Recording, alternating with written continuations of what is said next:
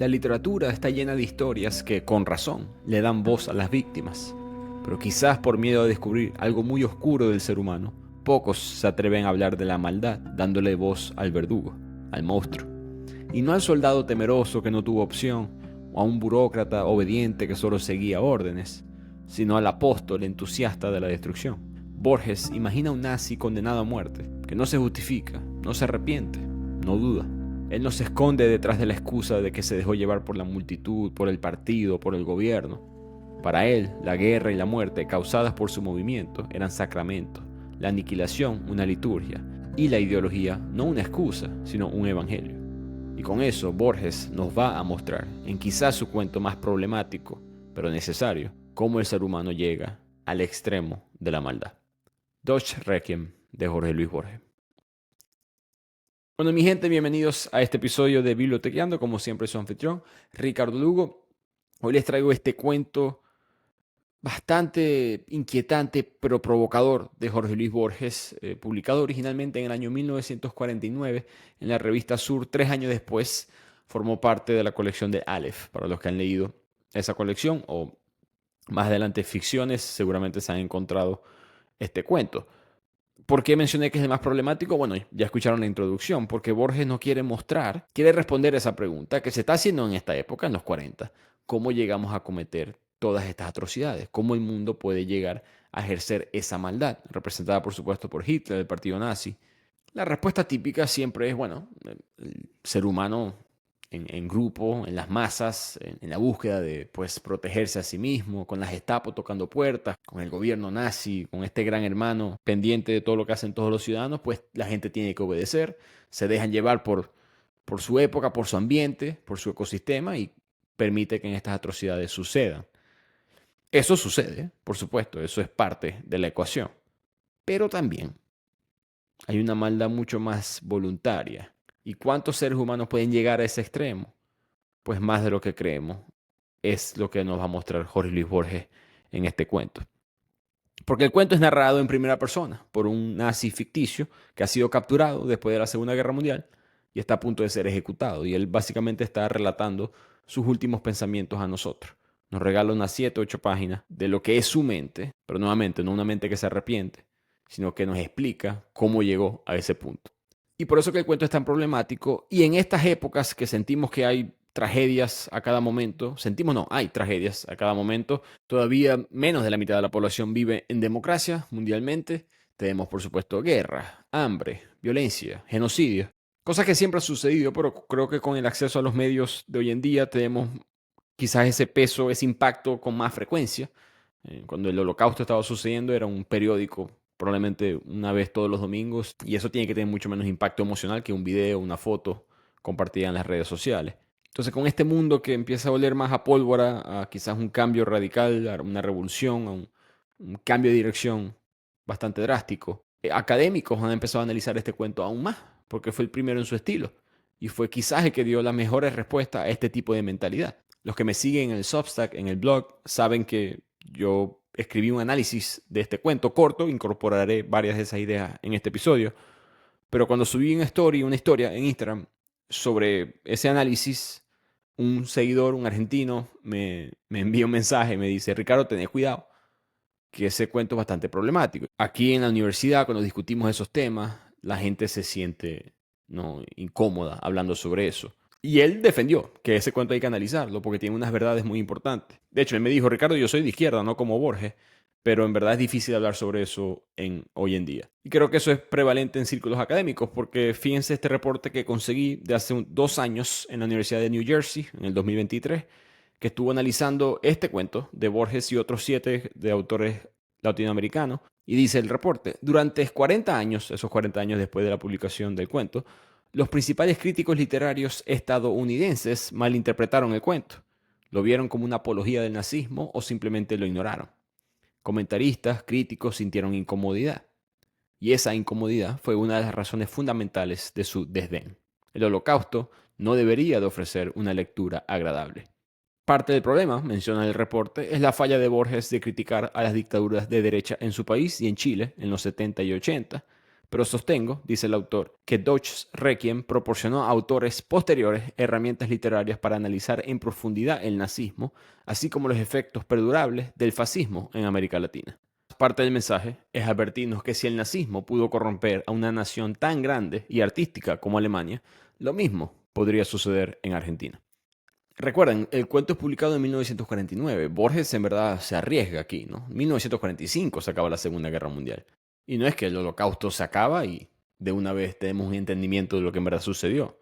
Si acaso el entendimiento en verdad empieza a partir de 1945. Entonces ese dolor, esa tragedia, el olor a gas, las cenizas de esos quemaderos todavía estaban muy frescos en la mente de las personas. Y ahí es cuando Borges decide escribir este cuento. En gran parte porque, bueno, Borges siempre había sido un amante de Alemania. Él pasó parte de su infancia en Europa. Él era fluido en alemán, él era un germanófilo, ¿no? Alguien que admiraba la cultura de este país. Por lo mismo, en 1940, un año después que arranca la Segunda Guerra Mundial, él escribe un ensayo que se llama Definición del germanófilo. Y él denuncia a los supuestos amantes de la cultura alemana, a los otros que él conocía que eran germanófilos, y se dio cuenta que eran personas que empezaron a amar al partido nazi y a Hitler más que a la patria, más que a Alemania en sí. Y por si acaso, él está hablando de tantos alemanes que él había conocido en su época en Europa y argentinos de ascendencia alemana que habían llegado al país décadas antes o que con el inicio de la Segunda Guerra Mundial empezaron a emigrar a Argentina. Pero ese peligro de confundir el amor por la ideología versus el amor por el país, algo que podemos ver muy frecuente hoy en día, es lo que empieza Borges a presenciar en la cultura argentina-alemana. Abiertamente criticó a Hitler, al nazismo, a los simpatizantes nazis argentinos. Afirmó que el nazismo sufre de una irrealidad inhabitable, que aunque los hombres puedan morir, mentir y matar por esa causa, en el fondo nadie puede esperar su verdadero triunfo. Que investigando, siento que la razón por la cual el cuento perturbó tanto al ser publicado es por lo ambiguo de su moraleja. Al final de cuentas, Pinochet, Videla, todo eso vino 30, 40 años después de este cuento. En esos primeros 30 años ya había crítica al cuento antes de que Borges tuviera oportunidad de equivocarse con su silencio o apoyo en el caso del discurso ese con Pinochet que le costó el Nobel. La realidad es que Borges, siendo Borges, siempre ambiguo con cuestiones de metafísica, tiempo, el espacio, fue ambiguo también moralmente en el cuento, porque él quiere que tú te des cuenta de lo que se siente estar en esa mente. Hablamos sobre eso en La Vegetariana, de cómo la personaje nunca sabemos en verdad qué siente porque Han Kang quiere mostrarte cómo se sentía ella. Borges está haciendo lo mismo con este personaje ficticio nazi que va a ser ejecutado después de crímenes de guerra en contra de la humanidad. Pero fue un antes y después en la literatura. Estaba leyendo distintos reportes y estudios que decían que Borges fue el primero que se atrevió a crear este género. Después vino Carlos Fuentes, José Emilio Pacheco, Bolaños, Volpi y Padilla. Todos ellos adaptaron aspectos del cuento de Borges de Deutsches Requiem e incorporaron esa estrategia de narrar lo que sucedió desde el punto de vista del perpetrador nazi.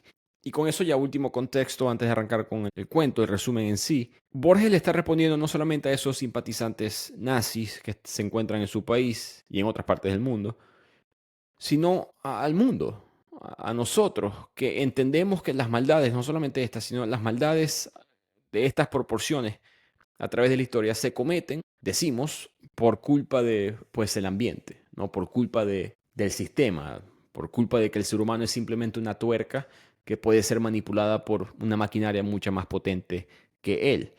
Tomemos esta frase de Adolf Eichmann. Eichmann era este burócrata del partido nazi que se encargó de enviar a todos los judíos que eran atrapados en territorio nazi y enviarlos a los campos de concentración. Él se encargaba de la logística de eso. Por supuesto, uno de los monstruos del Holocausto fue capturado ya en 1960 en Argentina, en Buenos Aires. Cuando él va al juicio, él dice: yo solamente estaba siguiendo órdenes, y en verdad explicó de una manera muy macabra por lo frío de que él simplemente estaba pues realizando su trabajo. Tengo X cantidad de personas en el punto A, tengo que enviarlas a punto B. ¿Cómo puedo hacer eso? Me dijeron que ese era mi trabajo y simplemente lo hice. Y ese distanciamiento que Eichmann trató de fabricar entre sí mismo y la muerte de millones de personas, es el mismo que con menos teatro, pero igual cinismo, en la modernidad distintos gobiernos y sociedades, medios adoptan para perdonar o explicar las tragedias de hoy en día. Siempre estuvo esa idea de el ser humano siendo un títere, manipulado sin consentimiento. Un fenómeno que por supuesto existe, pero a veces el individuo no es una víctima pasiva, sino el arquitecto entusiasta. No la tuerca, sino la mano que enrosca. Dibuja el plano, coloca la dinamita y prende la mecha con una sonrisa, no por miedo, no por ignorancia, sino porque en el fondo le gusta en verdad el olor a pólvora. Y toda máquina necesita lubricante y la modernidad ha buscado una manera elegante de perdonar al verdugo. Las circunstancias del ambiente son utilizadas para perdonar la maldad del ser humano, la pobreza, el contexto, la orden, la guerra, en su lugar que hubieses hecho tú. Todo el mundo estaba haciendo lo mismo. Eso sucede nuevamente, pero siempre. El ambiente nos controla a todos. Dostoyevsky, en su clarividencia habitual, cuando él empieza a ver estas ideas llegando del occidente, ideas lógicas, ¿no? de seguir al racionalismo, de seguir la ciencia. Recordemos que los nazis van a llevar al extremo muchas ideas de la ciencia. Cito al autor ruso, él dice, dirán que la propia ciencia enseñará al hombre que éste en realidad no tiene, nunca ha tenido, voluntad ni capricho, y que él mismo no es más que la tecla de un piano. Eso lo dice en Memorias del Subsuelo, pero él continúa y dice que, sin embargo, el ser humano inventaría la destrucción, el caos, maldecirá al mundo. Y como solo el hombre puede maldecir, al maldecir conseguirá lo que se proponía, convencerse de que es un hombre y no un teclado de piano. Y con eso llegamos al cuento. Dutch Requiem, un monólogo en primera persona de este criminal nazi ficticio llamado Otto Dietrich Surlinde, quien se encuentra en la víspera de su ejecución por crímenes de guerra. Alemania ha sido derrotada, terminó la Segunda Guerra Mundial, él solamente espera la muerte como castigo. Y ahí lo encontramos, reflexionando sobre su vida, sobre su ideología, sobre el sentido de su existencia, desde una perspectiva filosófica, política y metafísica. Lo más perturbador es la calma, seguridad con la que Surlinde defiende su papel en el régimen nazi, intentando justificarlo no solamente como un acto personal, sino como parte de un proceso histórico mucho más amplio. Arrancamos entonces con el cuento, que perfecta cita bíblica que tiene el cuento al principio. Recordemos, Borges era ateo. Del libro de Job 13:15, aunque él me quitara la vida, en él confiaré. La narración comienza con una afirmación directa y muy ominosa. Mi nombre es Otto Dietrich Surlinde. Y desde ese momento el personaje se vincula con una herencia militar alemana que abarca desde el siglo XVIII hasta la Primera Guerra Mundial. Él quiere explicarnos que es un alemán puro, que cada generación de su familia ha participado en una guerra, que, desde su perspectiva, ha contribuido a forjar la identidad alemana. Uno de sus antepasados, nos explica, murió en la batalla de Zorndorf en 1758, parte de la Guerra de los 7 Años, que eso fue una guerra entre las fuerzas prusianas de Federico el Grande y el ejército ruso. Su bisabuelo fue asesinado por francotiradores franceses hacia el final de la guerra franco-prusiana en 1870. Esa guerra culminó con la unificación alemana en el Imperio Alemán. Su padre luchó en el sitio de Namur en 1914 y en la travesía del Danubio durante la Primera Guerra Mundial. Así que vemos un historial de sangre y cómo él va a conectar eso con la identidad alemana. En cuanto a mí, dice Otto Surlinde, seré fusilado por torturador y asesino. El tribunal ha procedido con rectitud. Desde el principio, yo me he declarado culpable. Mañana, cuando el reloj de la prisión dé las 9, yo habré entrado en la muerte. Es natural que piense en mis mayores, ya que tan cerca estoy de su sombra, que de algún modo soy ellos. Continúa la carta. No pretendo ser perdonado, porque no hay culpa en mí, pero quiero ser comprendido.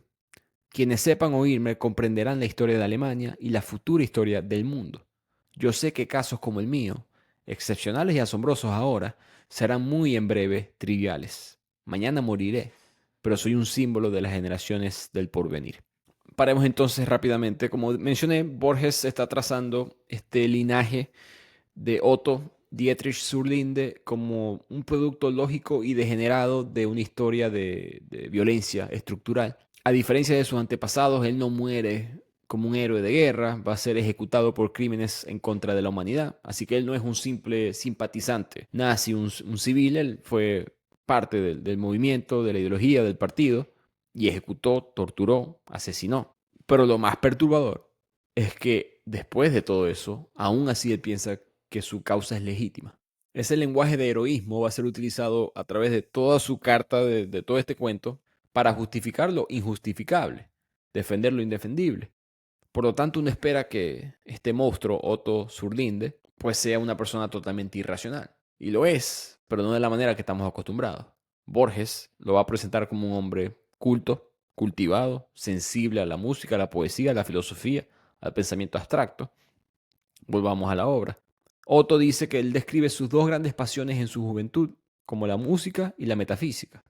Agradece especialmente a tres figuras históricas: Johannes Brahms, músico alemán; Arthur Schopenhauer, filósofo alemán, pesimista y profundamente anticristiano; y William Shakespeare. Aunque no alemán, Shakespeare es presentado como una figura germánica en espíritu por su vastedad y riqueza humana.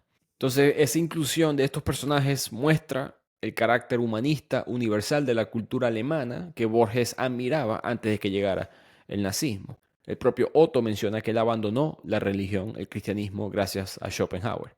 Nuevamente, Borges ateo, pero con su influencia europea por pensamientos como este, él llega a esa misma conclusión. Entonces, todo en la vida de Otto Zurlinde iba relativamente normal hasta el año 1927. Ahí él entra en contacto con las ideas de Nietzsche y Spengler, pensadores que le ofrecen una visión radical de la historia, la cultura y el devenir del Occidente. Par de años después se declara afiliado al Partido Nacional Socialista. Relata esos primeros años en el partido como difíciles, duros, no por falta de valentía, sino porque él no tenía en verdad una inclinación natural por la violencia.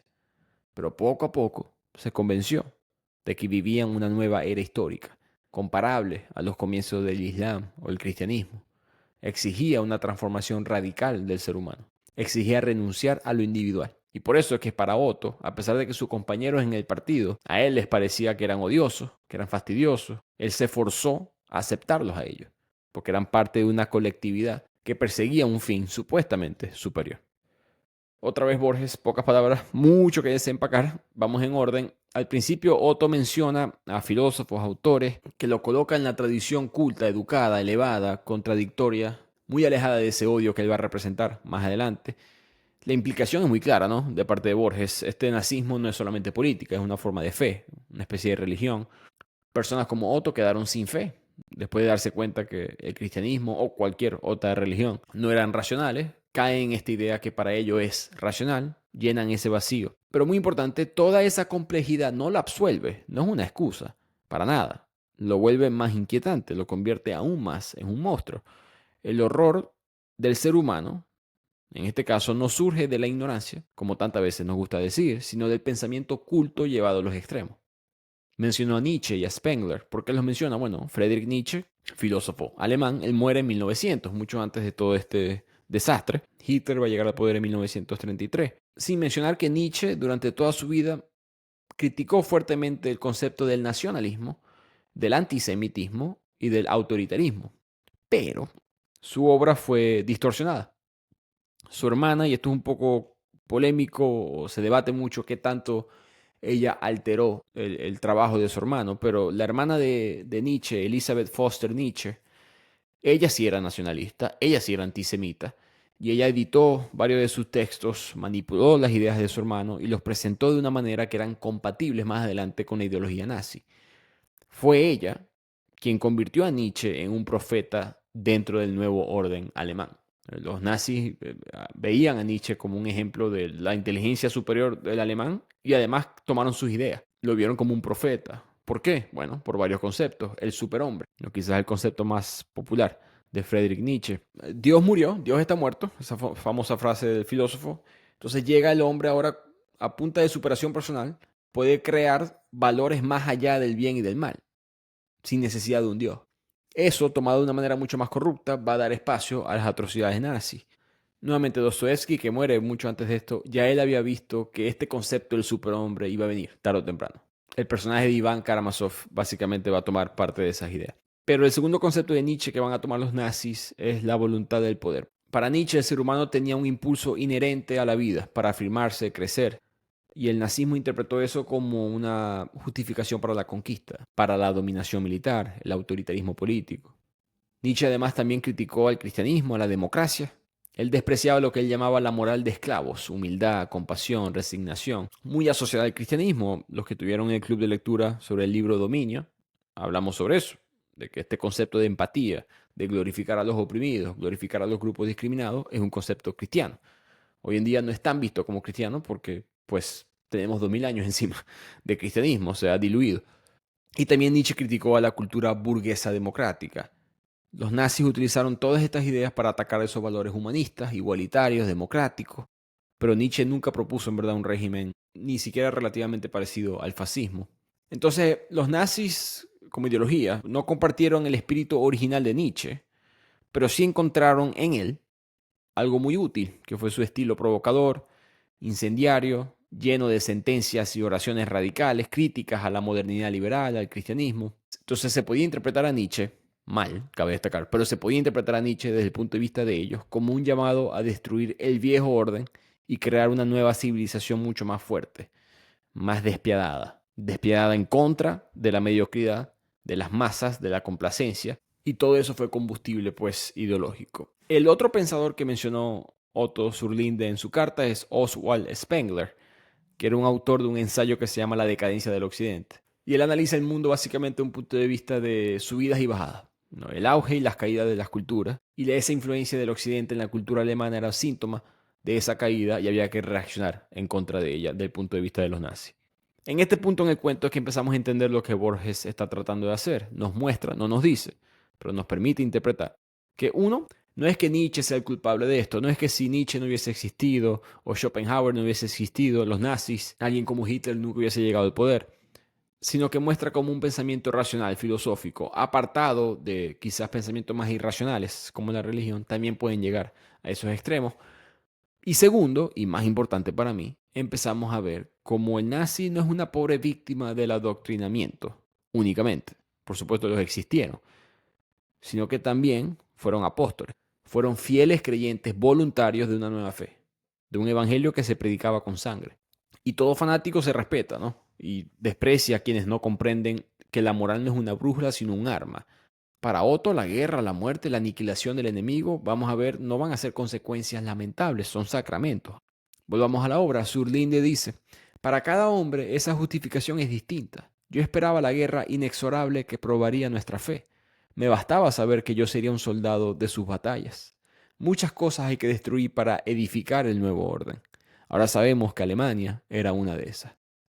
Entonces, muy importante ese mensaje. No es que no se dieron cuenta de la destrucción que estaban causando a su país. Es que eso era parte del propósito. Reformatear el mundo. Para hacerlo hay que destruirlo a veces. Hay gente que quiere caos. Hay gente que quiere estar en una plaza vestido de verde, con un rifle de asalto, para decir que ellos son los que mandan en la cuadra ahora. Que en verdad no tienen un plan a futuro que sea estadísticamente factible, sino que quieren ver el viejo orden, la manera actual de hacer las cosas, destruida. Y si Alemania, en este caso, tiene que ser parte de los escombros, que así sea. La idea necesita mártires, preferiblemente ajenos, pero si tienen que ser ellos mismos, también que sean ellos mismos. Que se queme y con entusiasmo. Ellos no estaban viendo la destrucción de su país con tristeza, la estaban viendo con alegría. Continuemos con la carta. Zurlinde ahora nos explica cuál era su cargo. Él era subdirector del campo de concentración de Tarnowitz, en Polonia.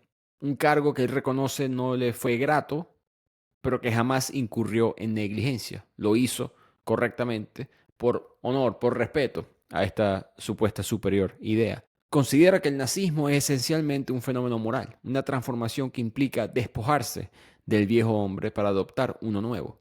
Esta metamorfosis, según él, es más sencilla en el fragor de la batalla que en la soledad de una celda, donde la piedad puede tentar al individuo. Cita a Zaratustra, señalando que la compasión por el hombre superior es el último pecado, y confiesa que casi sucumbe a ella cuando recibió al renombrado poeta judío David Jerusalem, que fue trasladado a su campo de concentración. David era un hombre de 50 años y había dedicado su vida a cantar la felicidad, y Zurlinde reconocía su genio, lo comparaba con Whitman, pero aún así él fue severo con ese poeta, sin permitir que la compasión o su fama lo ablandaran. Eventualmente en el campo de concentración David Jerusalén perdió la razón y se suicidó. Pausa nuevamente. ¿Qué quiso decir Borges aquí? Bueno, Nietzsche, la obra Así habló Zaratustra. En esa obra es que se analiza la compasión como una debilidad que impide la superación personal, la creación de este superhombre. Y eso se conecta con David Jerusalén, este personaje ficticio también, pero un poeta judío de 50 años que Zurlinde sabe, es un hombre de cultura, es un hombre de lo que yo era antes de esta idea. Por lo mismo hay que eliminarlo, porque él tiene lo que yo quiero eliminar de mi alma, la piedad. Les leo una cita que dice Otto Zurlinde.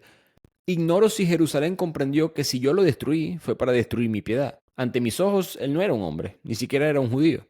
se había transformado en el símbolo de una detestada zona de mi alma. Yo agonicé con él, yo morí con él, yo de algún modo me he perdido con él. Por eso fui implacable.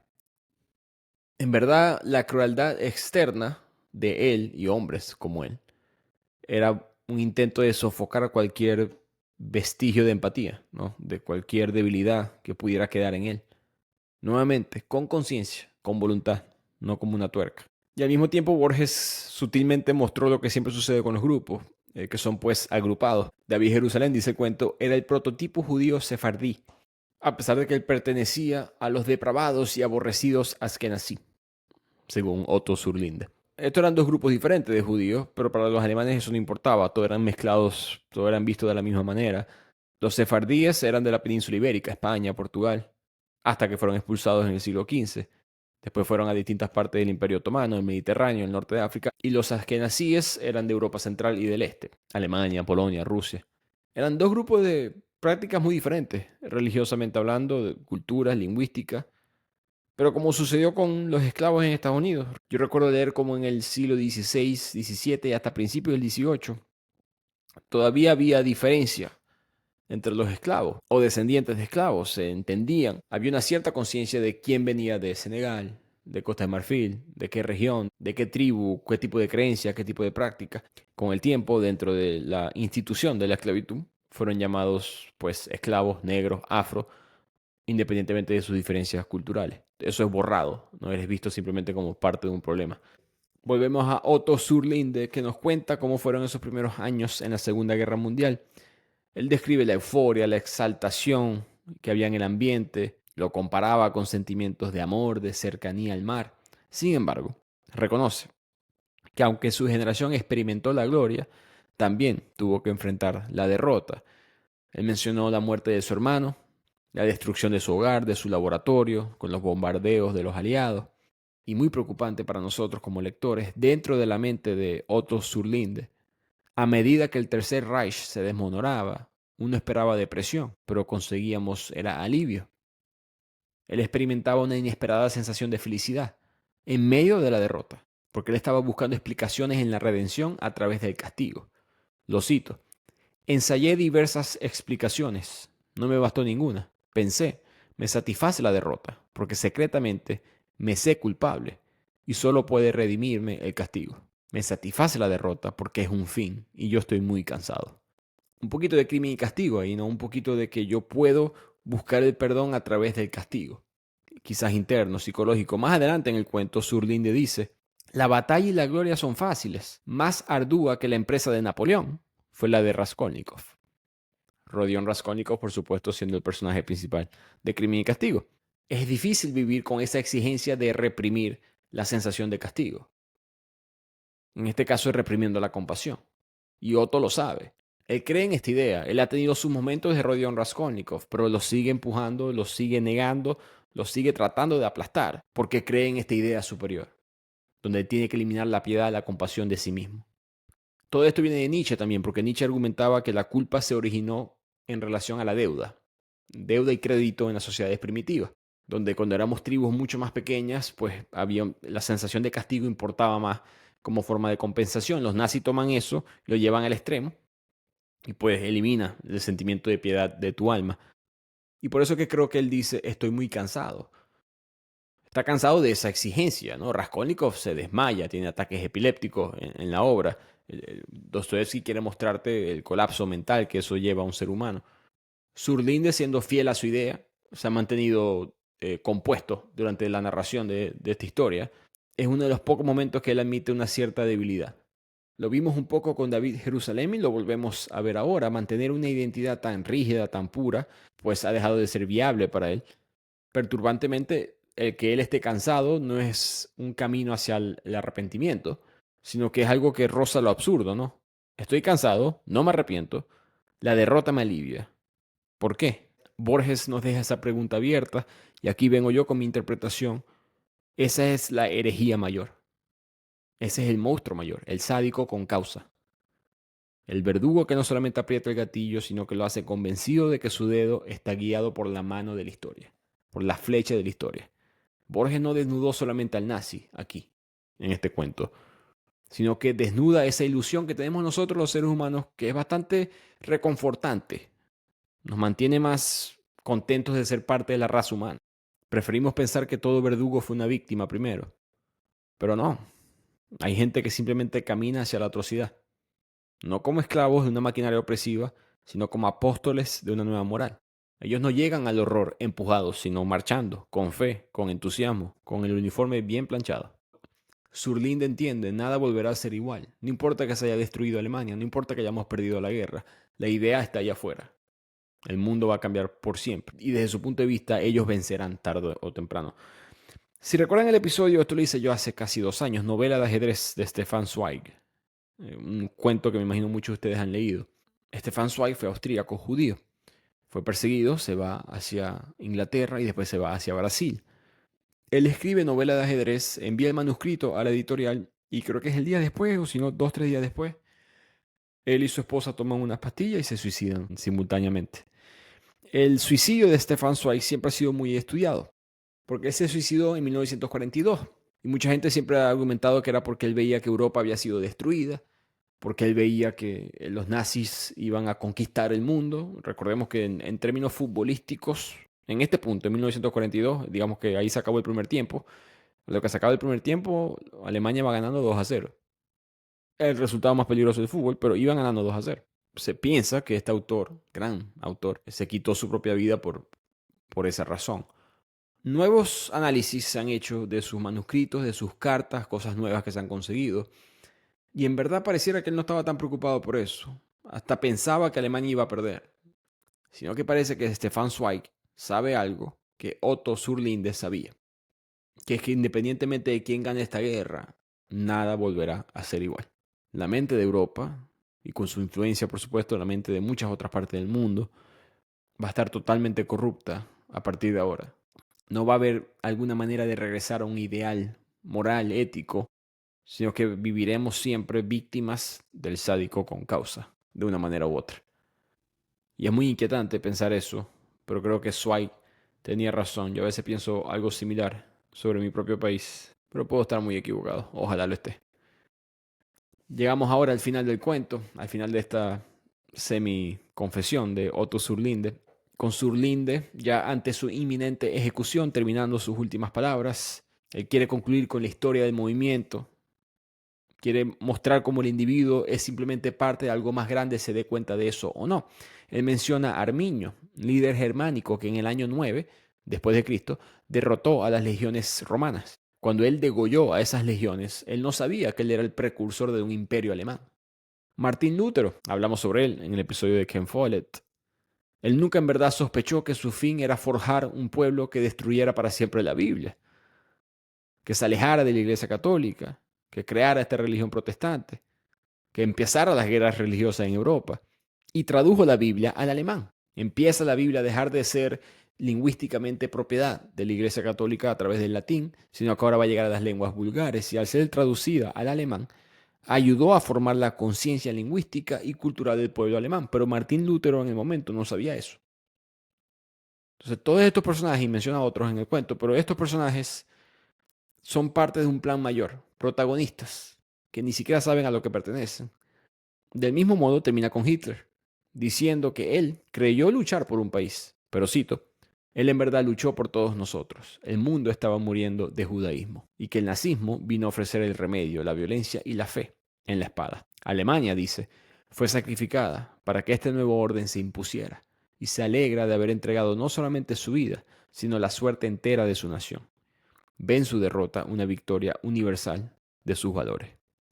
Finalmente en el cuento, Zurlinde se enfrenta al espejo, se prepara para morir sin miedo y reafirma que su sacrificio tiene sentido. Termina su carta con esta perturbadora frase: si la victoria y la injusticia y la felicidad no son para Alemania, que sean para otras naciones. Que el cielo exista, aunque nuestro lugar sea el infierno. Yo miro mi cara en el espejo para saber quién soy, para saber cómo me portaré dentro de unas horas cuando me enfrente con el fin. Mi carne puede tener miedo, yo no. Y con eso se acaba Deutsche Requiem. Qué frase tan oscura pero poderosa, ¿no? Que el cielo exista aunque nuestro lugar sea el infierno. El nuevo orden está en marcha. como quizás Stefan Zweig ya sabía, totalmente dispuestos ellos a destruirnos a todos nosotros, a la civilización, en nombre del nuevo orden mundial, de la nueva manera que se va a regir el mundo. Para este monstruo esto fue un paso necesario. Más adelante el nazismo en este marco va a transformar el mundo. Pero tengo que volver a esa frase porque me quedé pensando mucho en ella, ¿no? Que el cielo exista aunque nuestro lugar sea el infierno. Borges invierte el misticismo cristiano, ¿no? Ya no se busca la salvación humana, sino que se acepta la condena como justa, incluso necesaria, siempre y cuando la nueva ley del mundo prevalezca. Pero al terminar el cuento, y yo lo leí como 3 veces para entender bien a Borges y investigar y estar seguro que estaba leyendo esto de la manera correcta, creo que uno de los mensajes ahí escondidos en la obra es que sería muy fácil y muy conveniente, ¿no? Si el mal siempre llega con un bigote ridículo, envuelto en un desfile de tanques, pero a veces entra en voz baja, ¿no? Con poesía, con conocimiento filosófico, con palabras como justicia y pueblo y nuevo orden y eliminar los males del mundo actual. La ideología no siempre disculpa el infierno, a veces diseña al infierno, con canticos y banderas. Lo celebra, ¿no? Y por lo mismo creo que me sorprendió enterarme de la gente que pensó que este era un cuento en defensa del nazismo. Me parece una conclusión de un lector superficial. Esto fue una autopsia filosófica de Borges. En 7 páginas, 8 páginas. Pueden leer este cuento rápidamente, 7, 8 páginas, y están bienvenidos, por supuesto, a buscar ustedes sus interpretaciones. Como siempre estoy disponible por las redes, los que están en Patreon, podemos hablar sobre eso en cualquier momento. Pero Borges entra en esa mente de fanático para mostrarnos cómo el mal no siempre se presenta como el caos. No siempre te quieren vender odio desatado, sino que es una coherencia racional, llevada hasta el delirio, donde todo, la historia, el sacrificio, la violencia, todo cobra sentido dentro de una lógica perfecta y monstruosa. Para mí, y lo dije en el artículo en el blog, yo dije, esto más que literatura es una especie de electroshock a la conciencia. Dejemos de asumir que todos cometieron maldad porque era lo que había que hacer, había que sobrevivir. Lo veo mucho en mi país. Gente que se afilió al lado incorrecto de la historia porque yo también hubiese hecho lo mismo, me decían. No lo hice. Y muchos no lo hicimos, pero somos más callados que los que sí lo hicieron. No tenemos apartamentos en Brickell. Entonces ese es el mensaje. El ser humano tiene un espacio oscuro en sí, donde van a haber monstruos que se van a mirar en el espejo y no van a temblar. El infierno también tiene ideología. Una de mi serie, perdón, favorita de la historia. No veo muchas series, no veo mucha televisión. En todo hay que hacer sacrificios. Si quiero leer lo que leo, tengo que quitarle tiempo a otras cosas. Los Sopranos tiene un episodio que para mí es el mejor, que se llama El empleado del mes. Y los que no conocen Los Sopranos, una serie de una familia italiana mafiosa. Tony Soprano, el jefe de la familia, que está sufriendo de ataques de pánico, entonces empieza a ir a una psiquiatra. La psiquiatra es la doctora Melfi.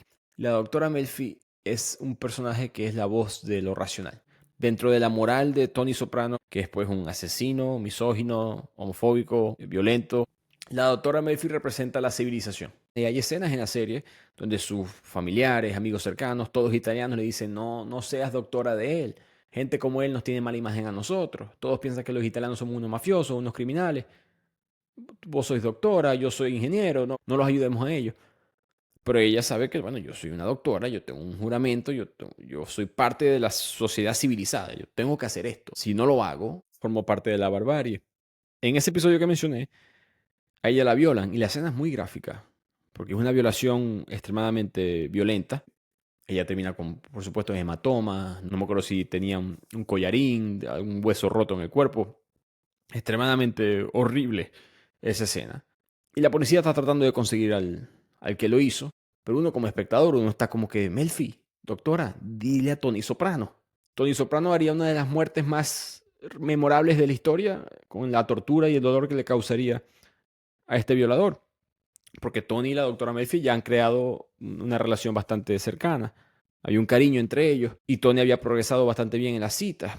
Pero ella nuevamente ya no quiere caer en eso. Ella es parte de la civilización. Las cosas se tienen que hacer de la manera correcta. Si no, no somos tan diferentes a Otto Zurlinde, que pensamos que con la fuerza y la violencia podemos traer la idea correcta, entre comillas. Continúa el episodio y ella no le ha dicho a Tony que la violaron. Ella le dio una mentira. Se golpeó, se cayó por las escaleras. Entonces Tony Soprano no sospecha nada. Y él le dice a ella, mira, esta terapia me ha funcionado bastante. Me dijiste que había otra persona que me daba como una especie de ejercicio de respiración. Creo que voy a empezar a hacer eso y creo que aquí vamos como que ya está bueno de estas citas. Podemos empezar a pasar al siguiente nivel. Y la doctora Melfi, que sabe que la policía no va a poder conseguir a este violador, empieza a llorar, quiebra enfrente de Tony. Porque si Tony se va, esa era su última esperanza de justicia. Por barbárica que fuera, esa era su última opción. Entonces ella se encuentra sentada derramando las lágrimas. Tony se para ahí. ¿Qué pasó? Disculpa, no entiendo. Y es muy confusa la escena. Hay un silencio. Tony está tratando de entenderla a ella y ella nuevamente correcta le dice, no, no, no, ya, yo soy la doctora, tú eres el paciente, sentate, vuelve a sentar allá, vamos a terminar esta cita, este es mi deber, a pesar del dolor que ella está sufriendo por dentro. Hay una tensión increíble de segundos de total silencio. Tony nuevamente mirándola, tratando de entender qué es lo que está pasando, porque se puso a llorar. Y la mira a ella y le dice, ¿hay algo que yo tenga que saber? Y la cámara se pone así enfrente de la doctora Melfi, con los moretones, con los golpes, con la evidencia del trauma que ella sufrió, que no ha tenido justicia todavía. Y le responde a Tony, no. Y se pone la cámara en negro y se acaba el episodio. Un episodio para mí que siempre va a ser honor a lo correcto. A Santos Luzardo, usando un ejemplo de Doña Bárbara. Esa doctora Melfi, ese personaje a mucha gente hoy en día le queda grande. Muchos están dispuestos a simplemente quemar todo, de que haya caos, porque ellos tienen razón, y capaz tienes razón, pero tengamos cuidado, porque como nos dejó Borges en este cuento, el disfrute, el mal, dentro de una idea muy pura, puede volverse irresistible. Espero que hayan disfrutado de este complicado episodio. Nos vemos la próxima semana en otro resumen más de Bibliotecan.